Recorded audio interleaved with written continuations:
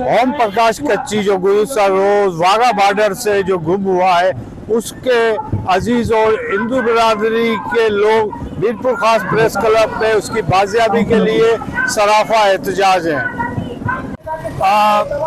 मुझे नहीं इल्म कि ये सिंध को क्या मैसेज दे रहे हैं। ये फैमिली है और उनके अलावा में हिंदू जाते हैं वहाँ यात्रा पर जाते हैं, इनके मेले लगते हैं। यहाँ से जाते पहले जीरो पॉइंट था, यहाँ से जाते थे मीरपुर खास से ट्रेन के जरिए, लेकिन उसको बंद कर दिया गया।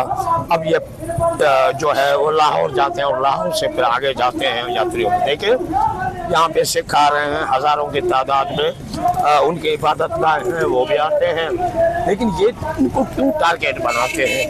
ये एक पढ़ी लिखी गोरी कम्युनिटी है और वो पढ़ी लिखी कम्युनिटी है और अपने कारोबार वगैरह भी करते हैं, और ये यहाँ से पहुँचे हैं वाघा बॉर्डर पर।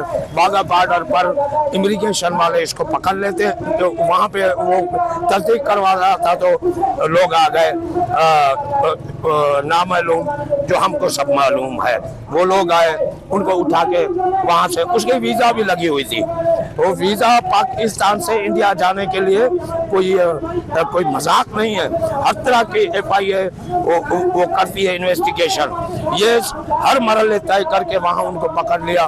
कुछ पता नहीं इन्होंने क्यों पकड़ा, उसका क्यों ले गए हैं, उसका कसूर क्या है। मेला और गंगा स्नान के लिए सब पूरी फैमिली जा रही थी, 8 बंदे थे और 7 लोगों के जैसे ना हर चीज़ ओके होगी, फार्म वगैरह स्टैम्प वगैरह लग के जब बाई की बारी आई तो वहाँ पे अननोन पर्सन वहाँ आ गए। ठीक है, बाई को एक रूम में बिठा दिया। जब बाई को रूम में बिठा कर तो मैं पीछे पीछे की, मैंने बोला क्या मैटर है, क्या मसला है, तो मुझे बोला डॉक्यूमेंट्स का कोई इशू है।